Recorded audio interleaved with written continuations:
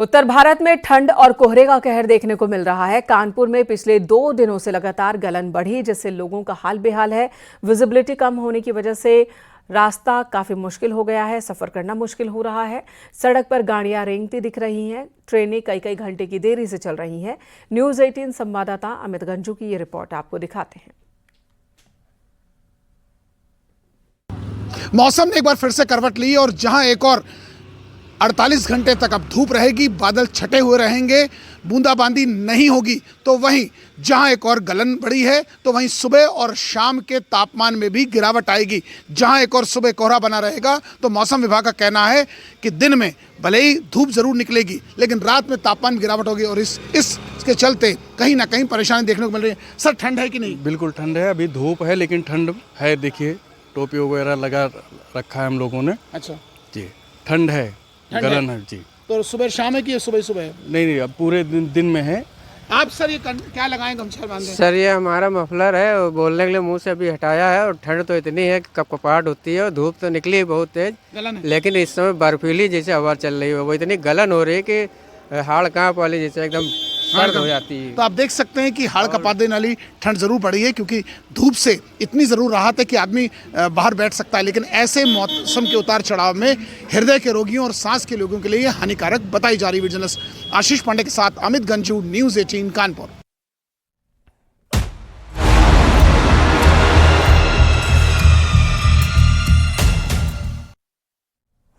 सैफ अली खान पर हमले के मामले में गिरफ्तार आरोपी पर मुंबई पुलिस ने बड़ा खुलासा किया है। पुलिस के मुताबिक आरोपी का असली नाम मोहम्मद शरीफुल इस्लाम शहजाद है और वो चोरी के इरादे से सैफ अली खान के घर में दाखिल हुआ था। मुंबई क्राइम ब्रांच के डीसीपी दीक्षित गेडाम ने बताया कि शुरुआती जांच में आरोपी के बांग्लादेशी होने का शक है। वो 5 से 6 महीने पहले मुंबई आया था। पुलिस के मुताबिक आरोपी मोहम्मद शरीफुल इस्लाम शहजाद हाउसकीपिंग का काम करता है।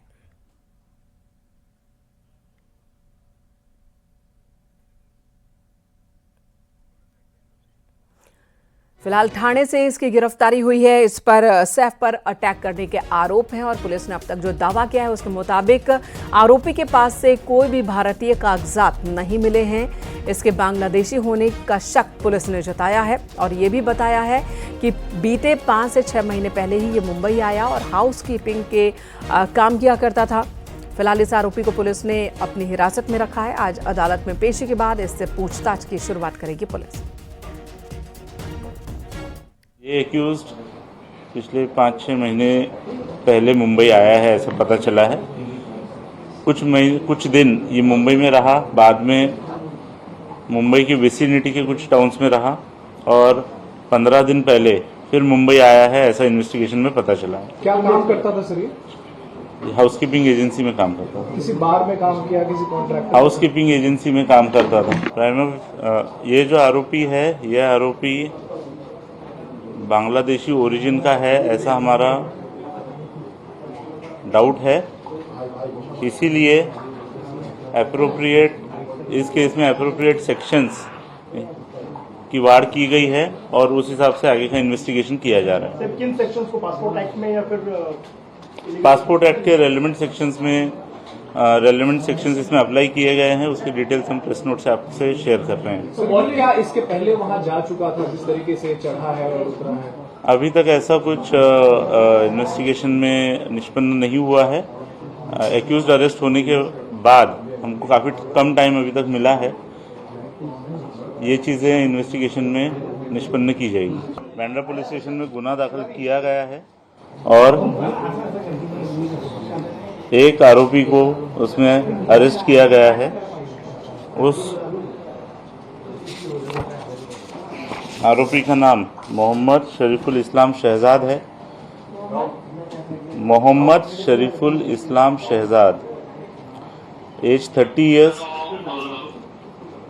अभी तक की इन्वेस्टिगेशन में ये समझ में आया है कि ये आरोपी चोरी के इरादे से उस घर में उसने एंटर किया था और उस समय पर ये इंसिडेंस हुआ था। इस एक्यूज को कोर्ट में पेश किया जाएगा और पुलिस कस्टडी की रिक्वेस्ट की जाएगी और उसके बाद आगे का इन्वेस्टिगेशन किया जाएगा। और घर के अंदर सैफ पर हुए जानलेवा हमले से जुड़ी 5 तस्वीरें आपको दिखाते हैं।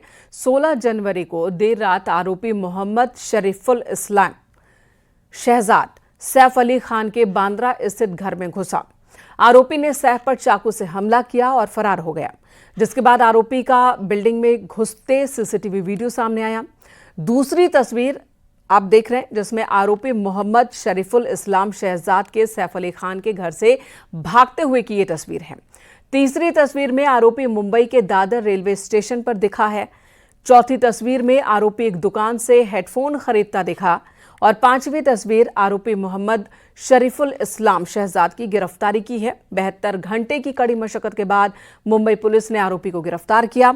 आरोपी को मुंबई के से सटे थाने से गिरफ्तार किया गया है। कुल 100 पुलिस वालों की टीम बनाई गई थी। 25 टीमें दबिश दे रही थी, जिसके बाद इस शख्स को पकड़ा गया।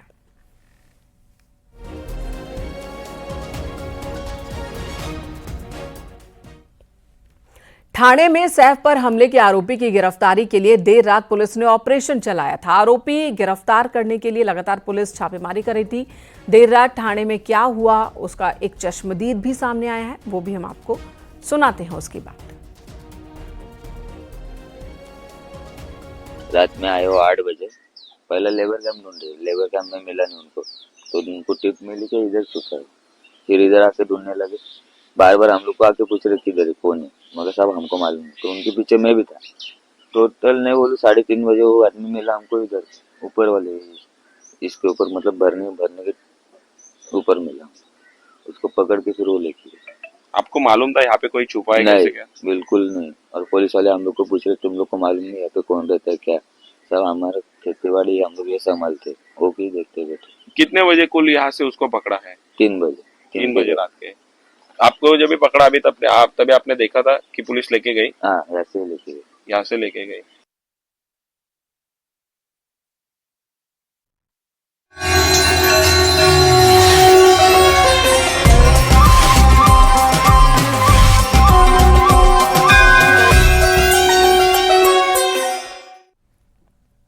और बात महाकुंभ की, जहां देश के कोने कोने से लोग आस्था की डुबकी लगाने के लिए पहुंच रहे हैं। श्रद्धालु इस बार महाकुंभ की सुविधाओं की जमकर तारीफ कर रहे हैं। वहीं राजस्थान से आई महिलाओं ने भजन गाकर समा बांध दिया। इस मौके पर लोगों ने हर हर महादेव का जय घोष किया।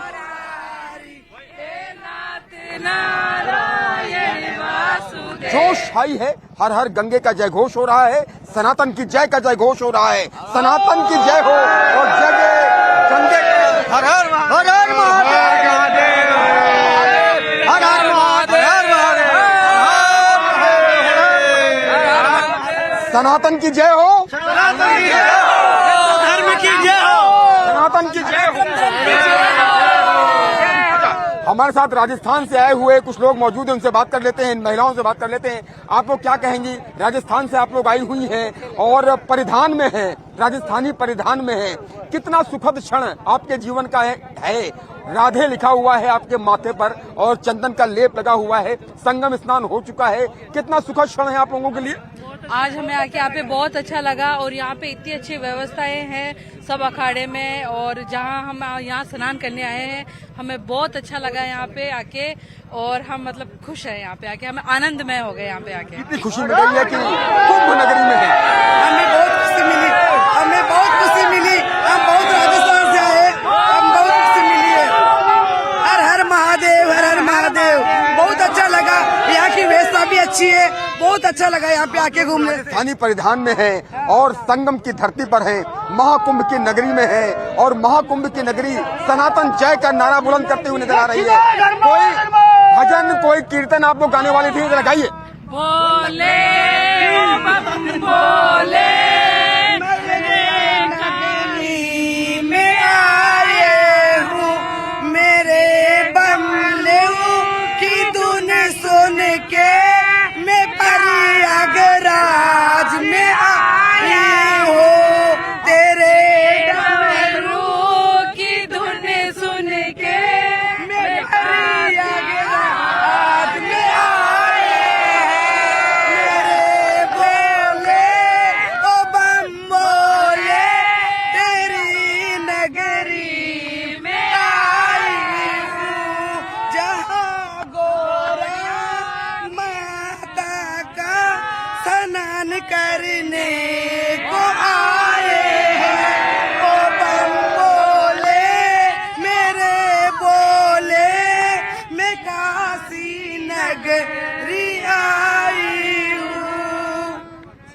खूब तालियां हो जाएं, हर हर गंगे का जयघोष हो जाए। आप क्या कहेंगे?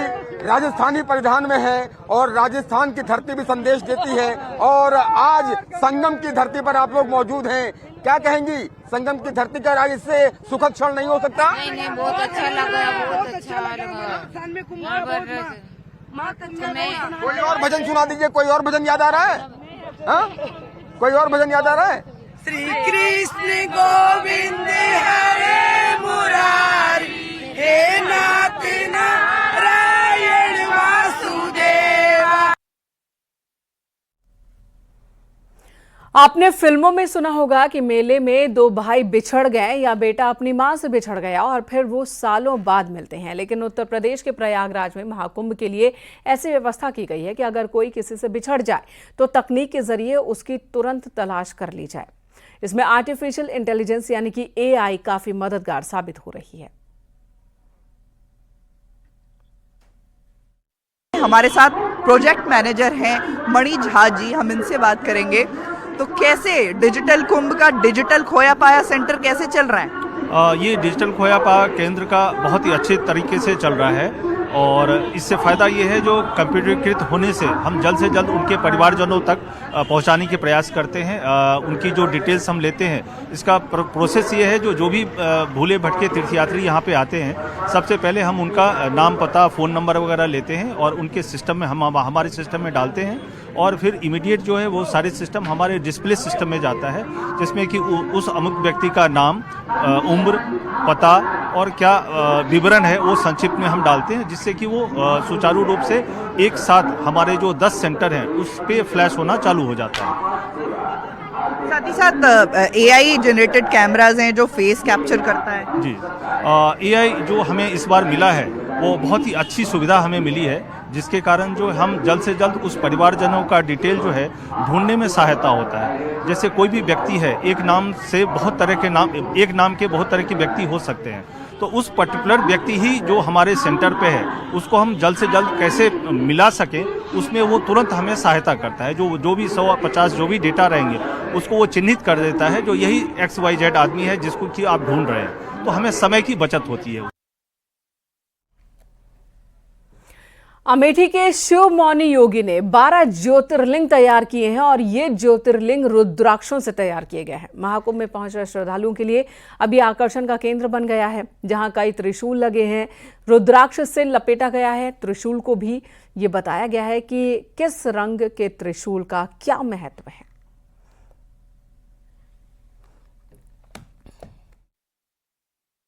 संपूर्ण दुनिया में पहली बार, पूरे विश्व में पहली बार, सतयुग, त्रेता, द्वापर के बाद पहली बार, कलयुग में पहली बार, स्वतंत्र भारत पहली बार और महाकुंभ में पहली बार 7,51,00,000 रुद्राक्ष की मणियों से 11 फीट ऊंची, 9 फीट चौड़ी। अब 11 फीट ही ऊंची क्यों है, आपका प्रश्न होगा। 11 रुद्र हैं, 11 रुद्रों के अंक में इसकी ऊंचाई है और 9 दुर्गा के अंकों में इसकी चौड़ाई है और 7 पुरियों के अंक में इसकी मोटाई है। इसका जो शास्त्रीय मत है, सब शास्त्रों की दृष्टि से है, 12 ज्योतिर्लिंग पूरे विश्व में केवल भारतवर्ष में है। उन ज्योतिर्लिंगों की स्थापना की गई है और प्रत्येक ज्योतिर्लिंगों में 55 लाख रुद्राक्ष की मणियां समर्पित हुई हैं। कुंडों के साथ भगवान देवाधिदेव आदिदेव महादेव के उन दिव्यास्त्रों को भी स्थापित किया गया है, जिनकी संख्या 11,108 है। दिव्य त्रिशूल है, सभी त्रिशूलों के साथ भगवान के दिव्य त्रिशूलों का पूजन किया गया है। उनको भी रुद्राक्ष की मणियों से अलंकृत किया गया है और शिव की त्रिशूलों में भगवान शिव के उन स्वरूप को स्थापित किया गया है जो भगवान महाकाल के प्रतीक के रूप में है। और ये विजय स्तंभ दिखा दें आपको, जो भारत हिंदू राष्ट्र के लिए बनाए गए हैं। ये त्रिशूल जो दुर्लभ त्रिशूल हैं, जिसमें सत्यम शिवम सुंदरम, जो सत्य है वही शिव है, वही सुंदर है, जो सुंदर है वही सत्य है, वही शिव है, और जो शिव है वही सुंदर है और वही सत्य है। तंत्रों की दृष्टि से दीपक बनाए गए हैं जो शाम को प्रज्वलित होते हैं, लौह दीपक है। बांग्लादेशी हिंदुओं के नरसंहार को रोकने के लिए लौह के तंत्रों के प्रयोग किया गया है, क्योंकि सर्वा बाधा प्रशमनम त्रैलोक हस्वाखिलेश्वरी एवं त्वया कार्य मस्मद बैर विनाशनम, बैर बुद्धि को रोकने के लिए।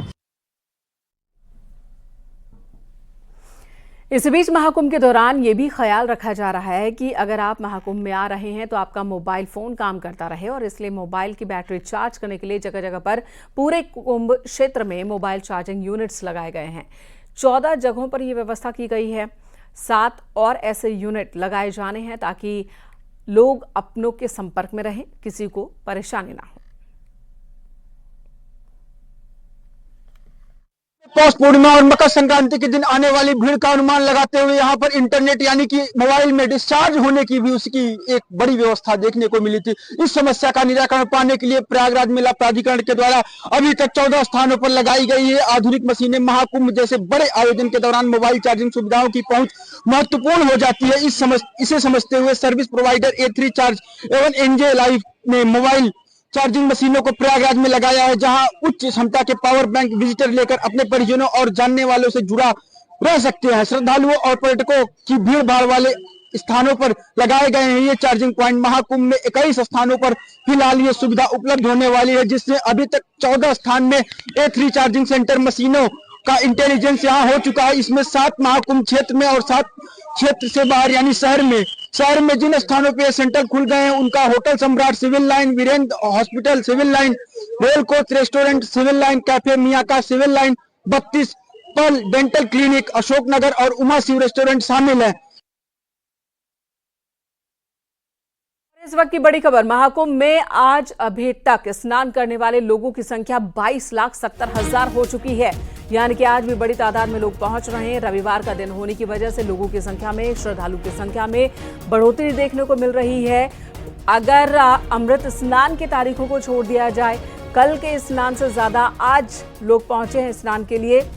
सुबह 10 बजे तक का ये आंकड़ा है, 22 लाख लोगों ने स्नान किया है, आस्था की डुबकी लगाई है। 10 लाख कल्पवासियों ने स्नान किया, 12,70,000 श्रद्धालु ने स्नान किया है और अब तक 7,72,00,000 लोग स्नान कर चुके हैं महाकुंभ के दौरान।